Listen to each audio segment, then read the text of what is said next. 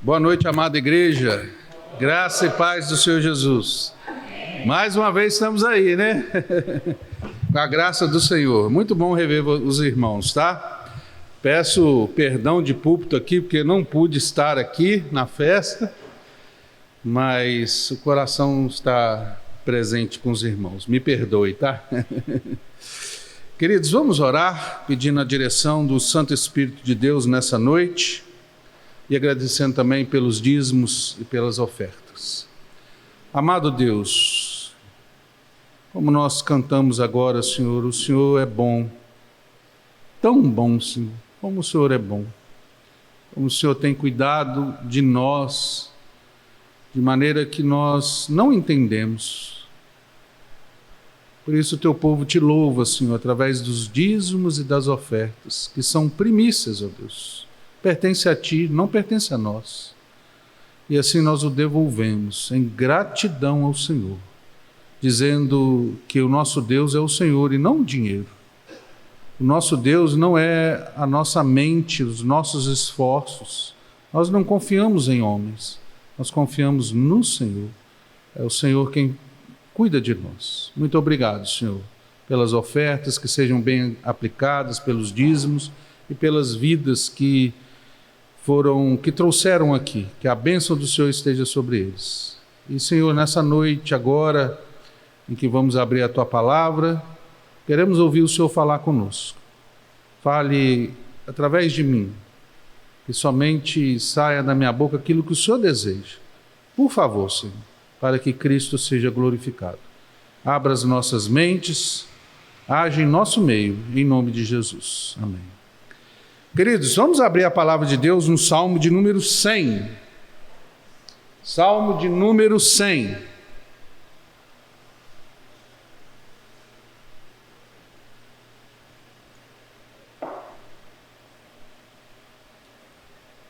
Mesmo assentados, acompanhem para mim a leitura do texto sagrado. Salmo de número 100. Diz assim a palavra de Deus: celebrai com júbilo ao Senhor todas as terras, servi ao Senhor com alegria, apresentai-vos diante dele com cântico. Sabei que o Senhor é Deus, foi ele quem nos fez e dele somos o seu povo e rebanho do seu pastoreio.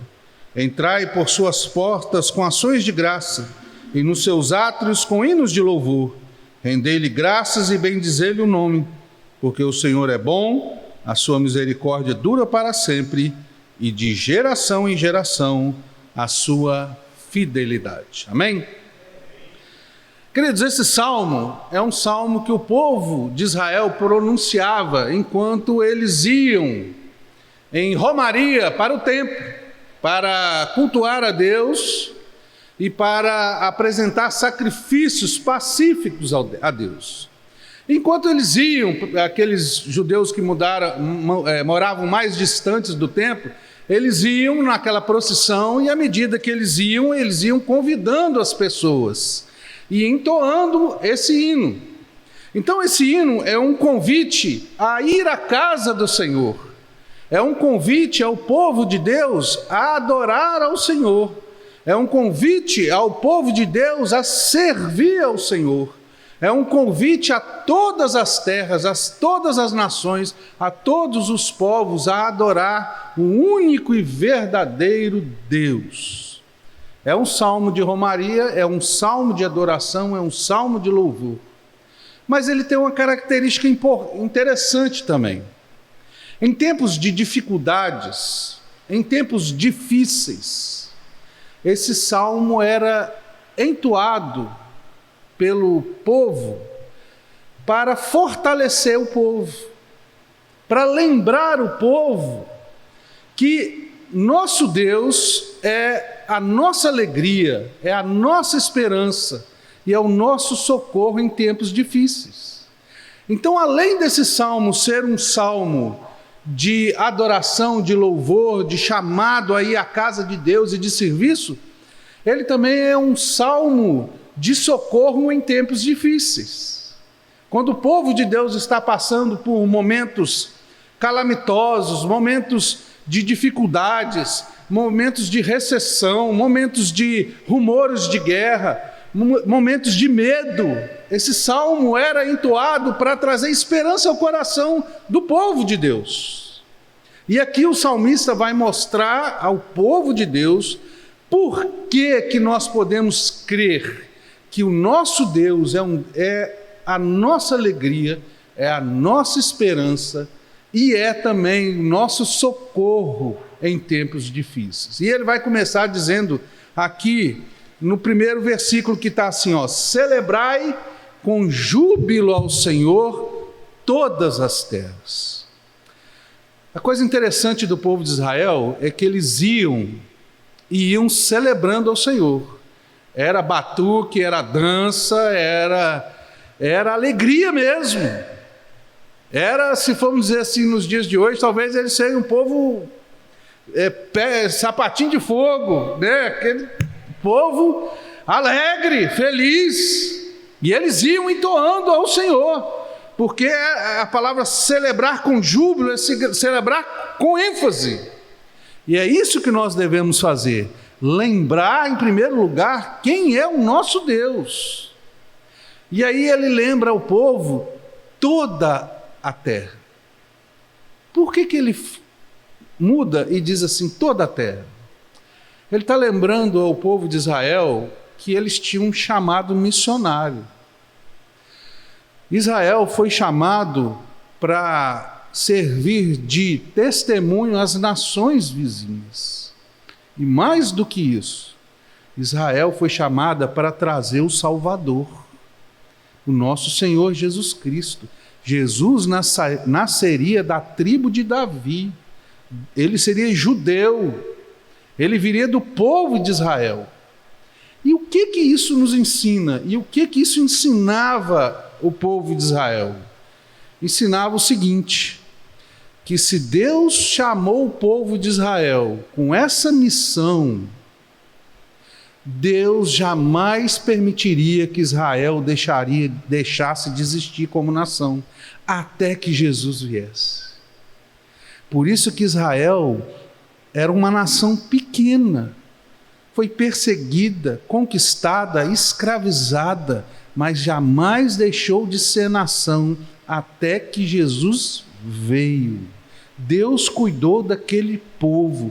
Somente depois do ano 70 depois de Cristo é que houve a diáspora e o povo de Israel deixou de ser nação, voltando em 1948. Mas enquanto a promessa de Deus não se cumpriu, Israel não deixou de ser nação. E o que nós aprendemos com isso, irmãos? Nós somos o Israel de Deus hoje. A igreja é o Israel de Deus. E a igreja de Deus não vai deixar de existir até que Jesus volte. Israel não deixou de existir até que Jesus veio a primeira vez, mas a igreja não vai deixar de existir até que Jesus volte a segunda vez. As portas do inferno não prevalecerão contra a igreja do Senhor Jesus. E isso traz alegria ao nosso coração em tempos difíceis, porque o Senhor cuida de nós. Ele é o Senhor da igreja. E Ele vai fazer de tudo para nos proteger e nos sustentar e edificar a sua igreja até que Ele volte para o encontro com a sua igreja, a sua noiva. E isso é que nós temos que ter esse pensamento em mente. Segunda coisa, ele vai dizer assim: servi ao Senhor com alegria, apresentai-vos diante dele com cântico. Servir. Nós somos chamados a servir. Efésios 2:10 diz que porque somos feitura dele, criados em Cristo Jesus para as boas obras. Nós somos chamados para servir e não para sermos servidos. Se você não serve ao Senhor, Jesus não é o seu Senhor. Jesus disse o seguinte: por que me chamais Senhor, Senhor, e não fazei o que vos mando? Se você não serve a Jesus, você não pode chamar Jesus de Senhor. Isso é muito pesado. Então o salmista disse assim: servir é o chamado ao povo de Deus a servir ao Senhor. E ele vai dizer o seguinte: por que ele diz isso? Americano gosta de estudo, né? Os Estados Unidos gostam de fazer estudo de tudo. E foi feito um estudo interessante, em que eles fizeram uma observação do que acontecia no corpo da pessoa quando ela servia ao outro. Quando alguém prestava um serviço a outro sem esperar nada em troca, não é trabalho, é servir, fazendo bem para uma pessoa. Aí eles observaram o que acontecia no corpo daquela pessoa que ajudava o outro, que servia o outro, sem querer receber nada em troca, altruísmo total.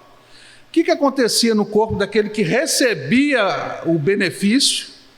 E eles foram mais além. O que acontecia com aqueles que estavam observando?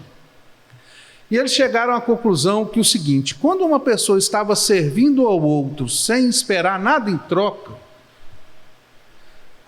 e a pessoa que recebia e a pessoa que via, acontecia algo em comum com as três pessoas. Era liberado no corpo deles um hormônio chamado ocitocina. Quem conhece esse hormônio? A irmãzinha vai conhecer esse hormônio daqui uns dias. Esse hormônio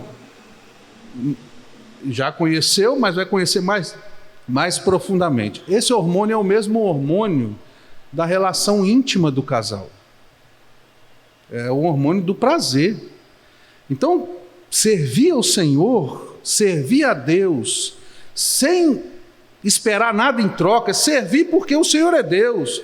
Não é servir a mim mesmo, querendo elogio da igreja, querendo reconhecimento da igreja, não, é servir ao Senhor, sem esperar nada em troca. Libera no nosso organismo ocitocina, ou seja, libera prazer. Ocitocina também é o hormônio que é liberado logo durante o parto, mas também depois do parto. Quando a mulher sofre as dores do parto, a ocitocina é liberada logo depois do parto. Por quê? Toda aquela dor, todo aquele sofrimento que ela teve para ter o filho, na hora que nasce, ela esquece de tudo. Ela só sente prazer porque tem os filhos no braço. Esse é o hormônio. É o hormônio do prazer. Então, por isso que o salmista conclama o povo de Deus a servir ao Senhor. Servir traz prazer, irmãos. Fazer o bem para o próximo traz prazer. Aí você vai falar assim: Luciano, eu trabalho na igreja, eu vou te contar, estou cansado, não quero mais não. Cuidado, que às vezes você não está servindo ao Senhor, você está servindo a si mesmo. Porque quando a gente serve a si mesmo, a gente quer troca, quer elogio, quer reconhecimento. Servir ao Senhor é não esperar nada em troca. Isso é amar ao próximo. Amar ao próximo é você fazer o bem sem esperar nada em troca. Isso é amar o próximo. Mas ele vai dizer uma coisa mais interessante ainda. Ele diz o seguinte: servir ao Senhor com alegria. Não basta servir. Tem que servir sem murmuração, com alegria. Por que com alegria? Aí vem outro estudo dos americanos. Foi feito um estudo lá na Escola de Medicina de Harvard, em 2008, por um médico chamado Nicholas Christakis. O americano gosta de estudo, né? E o que ele viu? Ele pegou um determinado grupo social. A igreja é um grupo social. Vocês se reúnem aqui como pessoas, como um grupo. Então, um grupo social, escola, igreja, e ele verificou que a alegria é transmitida mais do que a tristeza. Quando tem uma pessoa alegre no meio do povo, essa alegria é transmitida mais do que a tristeza. Mas tem uma característica interessante. Ela é transmitida não para qualquer um, ela é transmitida para um grupo de amigos. Tem que ter intimidade, tem que ter união, tem que estar juntos. Agora tem outra coisa que é maior ainda. Para que essa alegria seja transmitida, a pessoa tem que estar presente. O que essa palavra de Deus nos ensina, irmãos? A internet é muito bom. Muito bom. E na pandemia ela ajudou muita gente. Mas a pandemia passou. E o que aconteceu? As pessoas pararam de vir na igreja e só querem assistir culto pela internet. Elas não vão experimentar a alegria que elas experimentam estando presente na casa do Senhor. Em ver os irmãos, em se alegrar com os irmãos, em abraçar o irmão, em sentir o cheirinho do irmão, e ver o sorrisinho do irmão, sentir o calor do irmão, ver o irmão contar a bênção. Você só sente isso se você estiver presente. Quanto mais afastado você está, menor será a alegria que você vai sentir. Por isso que tem muita gente fria dentro da igreja. Por isso que a palavra de Deus nos diz, a palavra de Deus é sábia. Não deixei de congregar. Nós precisamos estar juntos, irmãos, para experimentar a alegria. Gente que resmunga demais dentro da igreja, que fala mal da igreja, que nada está bom, está faltando serviço. E está faltando o Espírito Santo para se alegrar. Trabalhar para Deus é bom, irmãos. Pense no dia que você chegar diante do Senhor Jesus. Você vai olhar para trás e vai falar: meu Senhor, eu deixei de fazer isso, isso e isso. Você vai se arrepender. Poderia ter feito muito mais, Senhor. Poderia ter orado mais. Poderia ter jejuado mais. Poderia ter lido a Bíblia mais. Poderia ter estado mais junto com os irmãos. Poderia ter trabalhado mais. Alegria. Alegria de estar na casa de Deus. E aí ele vai dizer o seguinte, ele continua: apresentai-vos diante dele com cânticos. Ele conclama o povo a estar na presença de Deus em louvor. Eu vou falar uma coisa que você já sabe, já ouviu.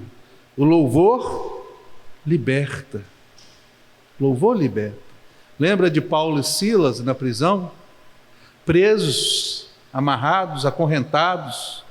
E diz que em alta madrugada eles louvavam o Senhor.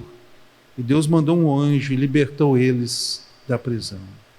Por que o louvor liberta, irmãos? Porque Deus habita no meio dos louvores. Quando nós louvamos ao Senhor, Deus está ali. A presença de Deus traz paz, traz alegria, acalma a nossa alma, acalma o nosso espírito, traz conforto. Louve ao Senhor. Tem até aquela música, né? Eu não sou bom de música não, mas está sofrendo, louve. Os irmãos conhecem, né? E por aí vai. Está sofrendo, como é que é? Está sofrendo, louve. Como é que é?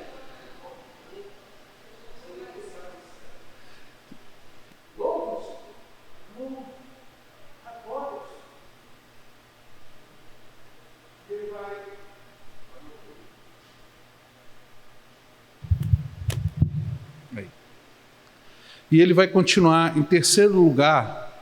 Por que nós podemos crer que Deus é nossa alegria, nossa esperança e nosso socorro em tempos difíceis? Ele vai dizer o seguinte: sabei que o Senhor é Deus, foi Ele quem nos fez, e dele somos o seu povo e rebanho do seu pastoreio. Sabei, saber é mais do que conhecimento teórico, é conhecimento profundo. Ele está dizendo, sabei, é conhecimento profundo. É aquele conhecimento que está lá em Mateus 1,25, que diz assim, que José não conheceu Maria até que Jesus nasceu. Ou seja, José não teve relação íntima com Maria, que era sua esposa, até. Então, conhecer aqui é um conhecimento íntimo, profundo, em que tudo é revelado. Esse é o chamado para nossas vidas, conhecer a Deus de forma profunda. Nós temos que conhecer o Senhor, porque vai chegar o dia em que Jesus vai dizer: afastai-vos de mim, não vos conheço. Pode ser que Jesus fale isso. Nós temos que conhecer quem é o nosso Senhor. E como que nós conhecemos a Jesus profundamente? Através da sua palavra, através da oração, momento íntimo de oração com o Senhor, estando na casa do Senhor, buscando ao Senhor, vivendo para o Senhor. Nós precisamos ter essa intimidade com Deus. A intimidade com o Senhor traz conforto, paz às nossas almas. E ele vai dizer assim: foi ele quem nos fez. Lembra que o povo de Israel foi formado por causa de Deus. Foi Deus quem chamou Abraão lá de Ur de Caldeus, dos caldeus, e falou assim: de ti farei uma grande nação. Foi Deus quem fez Israel. E foi Deus quem fez a sua igreja. Ela foi comprada com o sangue do Senhor Jesus. Foi Ele quem fez a sua igreja. Nós somos o seu corpo e nós temos que saber isso. Por quê? Ele vai dizer: e dele somos o seu povo. Em outras palavras ou em outras versões, não somos de nós mesmos. Nós somos do Senhor, irmãos. Eu vou perguntar para vocês aqui nessa noite: você gosta de perder algo que você tem? Algo que você tem, você gosta de perder? Você gosta que alguém mexa nas suas coisas? Que estrague suas coisas, aquilo que lhe pertence? Que tome emprestado e não devolva? Se nós somos de Deus, Deus também não gosta que mexa com o povo dele, porque nós somos do Senhor. Ele não gosta, ai daquele que mexer com o povo de Deus. Nós somos do Senhor, irmãos, e Ele cuida de nós. Aprenda isso, entenda isso. Se você tem zelo pelo seu celular, morre de medo de perder ele, imagina Jesus, de perder você. Por isso que ele disse que das minhas mãos ninguém pode tirar. Deus jamais vai perder vocês. Deus jamais vai abandonar o seu servo. Deus nos ama ao ponto de ter dado o seu próprio filho. E ele continua: rebanho do seu pastoreio. Coisa interessante é que a ovelha é um animal diferente na natureza. Quando você olha para a ovelha não tem chifre, a ovelha não tem presa e a ovelha não tem garra. Ela não tem defesa nenhuma. É um bicho mais manso que tem. Quem defende a ovelha é o pastor. E o salmista está lembrando aqui: nós somos o rebanho do Senhor Jesus. Ele é o bom pastor. Ele cuida de nós. A nossa força não vem de nós, vem do Senhor. Que alegria, irmãos. Que alegria. Quando você estiver desesperado, desamparado, triste, sem esperança, volte-se para o Senhor, clame, e o Senhor socorrerá. Olho para os montes, de onde me virá o socorro? O meu socorro vem do Senhor, que fez os céus e a terra. Ele é o nosso socorro, Ele é o nosso pastor, Ele ama, Ele cuida de nós. E o pastor, como diz o Salmo 23, ele tem 2 cães pastores. Um chama bondade e o outro chama misericórdia. Lá não diz o Salmo 23 assim?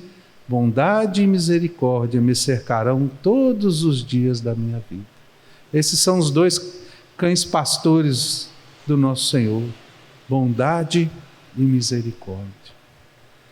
Continuando, irmãos, ele vai dizer o seguinte: entrai por suas portas com ações de graça, e nos seus átrios com hinos de louvor, rendei-lhe graça e bendizei-lhe o nome. Lembra que eu falei para vocês que é uma procissão, uma romaria, que o povo está indo para o templo? A imagem que nós temos aqui é que essa procissão chegou no templo, e eles estão diante da porta do templo. Então ouve-se uma voz vinda lá de dentro do templo: entrai por suas portas com ações de graça, e nos seus átrios com hinos de louvor, rendei-lhe graças e bendizei-lhe o nome. Lá de dentro do templo tem provavelmente um coral clamando, chamando a romaria para entrar para dentro do templo. Entrai por suas portas. E nos seus átrios, o que era o átrio? O átrio era a sala de estar. Você passou pela porta, é a primeira sala, ou era o pátio, era a primeira coisa que você via, era o átrio. Então esse coral está convidando o povo a entrar. E aqui nós temos uma característica. Da mesma forma que Noé, quando estava fazendo a arca, clamava o povo para que se arrependesse e entrasse na arca, assim é a igreja. Ela clama ao povo que se arrependam e voltem-se para o Senhor Jesus, e venham e façam parte da igreja do Senhor Jesus. Não estou falando que igreja salva não, tá, irmãos? Mas que o Senhor da igreja salva. Essa é a função da igreja. Entrem por suas portas e nos seus átrios, com hinos de louvor, bendizei-lhe o nome. Essa é a missão do povo de Deus, é louvar a Deus, é dar graças por quem Ele é. E aí ele vai dizer o seguinte, no versículo 5: porque o Senhor é bom, a sua misericórdia dura para sempre, e de geração em geração a sua fidelidade. Aqui é o ponto alto da adoração. O povo estava em romaria, em procissão, chegaram diante do templo, viram a porta, passaram pela porta, entraram no átrio, e aqui todos em uma só voz dizem: porque o Senhor é bom. Porque o Senhor é bom, a sua misericórdia dura para sempre, e de geração em geração a sua fidelidade. E o que ele está nos ensinando aqui? Primeira coisa é que Deus é bom. Um jovem rico virou para Jesus e disse assim: bom mestre, o que farei para herdar a vida eterna? E Jesus disse: por que me chamas bom? Só tem um que é bom, que é Deus. Não é que Jesus estava falando que ele não era bom, pelo contrário, ele estava querendo ensinar aquele rapaz que ele era Deus. Ele falou assim: olha, você só tem um que é bom, é Deus? Ele deve ter pensado assim: peraí, mas o Senhor disse, eu sou o bom pastor. Então o Senhor é bom. Se o Senhor é bom, o Senhor é Deus. Ele está ensinando aquela pessoa através de pergunta. Porque só tem um que é bom, irmãos, e esse um é Deus. E é bom saber que Deus é bom. Saber que Deus é bom, irmãos, isso consola o nosso coração. Diante das catástrofes que temos visto, nós temos que entender uma coisa: eu posso não compreender, mas eu posso confiar, porque eu sei que meu Deus é bom. Eu posso não entender, mas eu posso confiar. Às vezes a gente não vai entender as coisas, mas quando nós chegarmos no céu, nós vamos ver que sempre esteve ao nosso lado a bondade e a misericórdia do Senhor. Mas ao mesmo tempo que é bom saber que Deus é bom, é terrível saber que Deus é bom. Sabe por quê? Porque se Deus é bom, Ele tem que odiar o mal. E se Ele odeia o mal, Ele vai tratar com o mal. Pode saber disso, irmãos, que Deus há de tratar com o mal. Por isso que a palavra de Deus nos chama fugir da ira vindoura. Porque o Deus há de tratar com o mal, porque Ele é bom. Se Ele não tratar com o mal, Ele deixa de ser bom. Por isso que nós temos que chamar as pessoas ao arrependimento e se voltar para Deus, porque há de vir o dia em que Deus vai julgar as nações e vai tratar com o mal. E ele continua: e a sua misericórdia dura para sempre. Misericórdia, você sabe, misericórdia vem da palavra miséria e córdia, que é coração. Então misericórdia é colocar o coração na miséria do outro, é se colocar no lugar do outro. E diante daqueles deuses que cercavam Israel, o único Deus de misericórdia era o Deus de Israel, porque todos os outros deuses eram exigentes, maus, vingativos. Lembra de Manassés, que foi um rei mau, que deu seus filhos em sacrifício a Baal, sacrificou seus próprios filhos na fornalha a Baal? Ele deu seus filhos para Baal, mas o nosso Deus não exige filhos, pelo contrário, Ele deu o seu Filho, para que todo aquele que nele crê tenha a vida eterna. É por isso que o nosso Deus é um Deus de misericórdia, porque Ele se colocou na miséria do outro, Ele desceu da sua glória, se fez carne, habitou entre nós, e Ele conhece as suas dores. Sabe por que Deus pode ter compaixão de você? Sabe por que Ele pode ter compaixão de você? Sabe por que Ele pode ter compaixão de você? Porque qualquer que seja a sua dor, quando você ora ao Senhor, Ele vai falar assim: eu sei que você está passando, meu irmão. Eu passei por isso. Você está com fome? Eu tive fome. Você foi rejeitada? Também fui rejeitada. Você foi traído? Também fui traído. Você foi perseguido? Também fui. Você foi abandonado? Também fui. Você foi adotado? Eu também fui. Por isso que a palavra vai dizer assim: porque não temos sumo sacerdote que não se compadeça das nossas fraquezas. Antes foi ele tentado em todas as coisas à nossa semelhança, porém sem pecado. Cristo foi tentado em todas as coisas, para que ele experimentasse e dissesse para você: eu sei o que é sofrer. Por isso que a palavra diz que ele era homem de dores, que sabe o que é sofrer.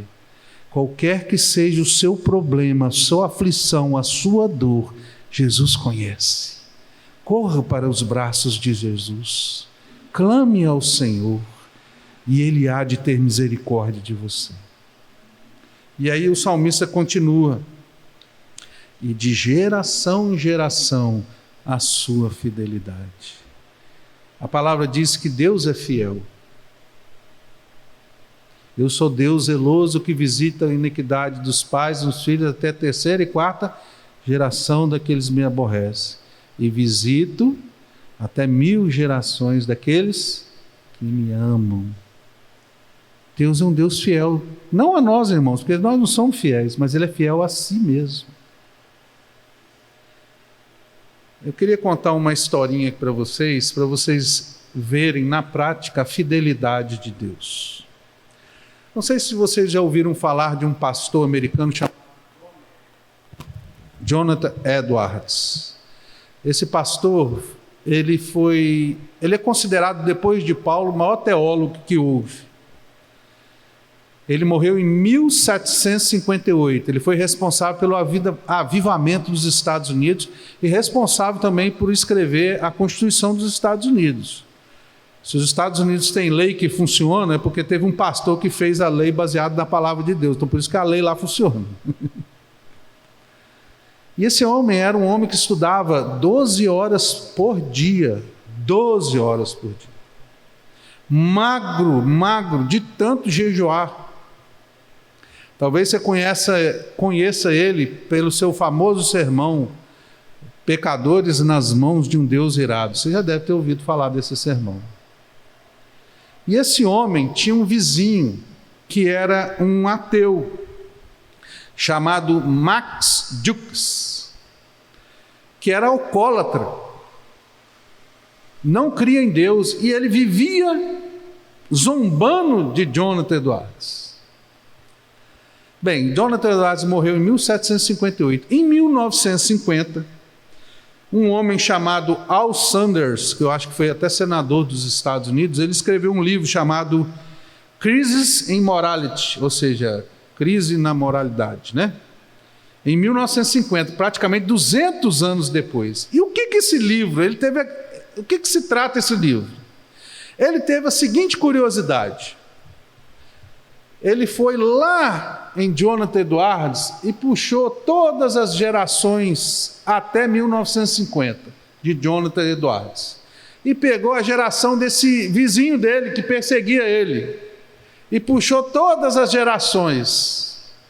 E aí ele escreve o livro, e aqui ele traz uma coisa interessante que eu gostaria de ler para os irmãos. Sobre Max Jukes, o que ele diz? Max Jukes, o ateu, viveu uma vida ímpia e casou-se com uma moça igualmente ímpia. E dentre as pessoas que resultaram dessa união, 310 morreram como indigente. 150 foram criminosos. 7 se tornaram assassinos. 100 foram alcoólatras. E mais da metade das mulheres foram prostitutas. Esses seus 567 descendentes custaram aos cofres públicos dos Estados Unidos $1,250 bilhões. Agora vamos ver Jonathan Edwards, os descendentes desse pastor. Jonathan Edwards viveu na mesma época de Max Jukes, mas se casou com uma moça crente. Foi feita uma investigação de 1.394 descendentes conhecidos de Jonathan Edwards. 15 desses descendentes deles se tornaram diretores de faculdade. 65 foram professores de nível superior. 3 foram senadores dos Estados Unidos. 30 foram juízes. 100 foram advogados. 60 foram médicos. 75 foram oficiais do Exército e da Marinha Americana. 100 foram missionários e pregadores. 60 foram autores de renome. 1 foi vice-presidente dos Estados Unidos. 80 se tornaram funcionários públicos. 295 fizeram curso superior. Alguns foram governadores de estados americanos e outros foram diplomatas. Seus descendentes não custaram nem um centavo ao Estado. O Salmo 37, 25 diz assim: fui moço e agora já sou velho, porém jamais vi o justo desamparado, nem a sua descendência medicar o pão. Vale a pena servir o Senhor, irmãos. Deus é fiel. Deus cuida de nós, cuida dos nossos filhos, cuida dos nossos netos, cuida da nossa geração. Às vezes você está sendo abençoado hoje por causa de um avô seu que era fiel a Deus. Se você está desviado da igreja, não está vivendo vida justa, e está sendo abençoado achando que viver no pecado é bom, que não tem nada disso, é a misericórdia do Senhor, é por causa do seu avô, bisavô, é que Deus está tendo misericórdia de você. Mas cuidado, que a paciência de Deus com o pecado tem limite. Eu queria concluir dizendo o seguinte para a igreja. A Bíblia diz que no final dos tempos haverá tempos difíceis. Vai ter tempos difíceis, não fica achando que vai melhorar não, irmãos. Não quero desanimar vocês não. Quero desanimar vocês não, quero fortalecer vocês. Outra coisa, Não há aquele que não passe por tempos difíceis. Todos nós vamos passar por tempos difíceis. O Senhor Jesus passou, por que eu não vou passar? Outra coisa, o verdadeiro amor é encontrado em tempos difíceis. Os verdadeiros amigos, aquele que te ama de verdade, é aquele que está do seu lado nos tempos difíceis. Você vai conhecer quem é seu amigo de verdade, quem te ama de verdade nos tempos difíceis. Irmãos, nós podemos experimentar o amor de Deus nos tempos difíceis. Outra coisa, tempos difíceis, irmãos, não duram para sempre, mas pessoas fortes duram. Fortaleça-se em tempos difíceis. Outra coisa, em tempos difíceis é hora de refletir sobre o que é verdadeiramente importante na vida. O que realmente vale a pena? A minha vida, meu sacrifício, o que vale a pena? Por isso que a palavra de Deus, não junteis tesouros aqui na terra, onde a traça e a ferrugem corroem, mas juntai tesouros lá no céu. Outra coisa, em tempos difíceis, nós cantamos com mais força nossas canções. É momento de louvar a Deus, não é momento de sair da igreja, nem momento de parar de vir na igreja, nem momento de desanimar, pelo contrário, é momento de louvar a Deus. Outra coisa, até os incrédulos têm fé em tempos difíceis. Que dirá nós que temos o Senhor do nosso lado? Outra coisa, Deus não está limitado a tempos difíceis. Nós estamos. Mas para o nosso Deus não há impossíveis. Não há nada que não seja possível ao nosso Deus. Por isso, igreja, que Deus é a nossa alegria, a nossa esperança e o nosso socorro em tempos difíceis. Porque Deus é Deus. Ele é todo-poderoso. Por isso, irmãos, em tempos difíceis, louve ao Senhor. Em tempos difíceis, venha à casa do Senhor. Em tempos difíceis, estejam unidos. Em tempos difíceis, busque ao Senhor.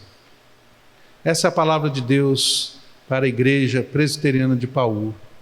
Fortaleçam-se no Senhor. A vitória é certa. A vitória é certa.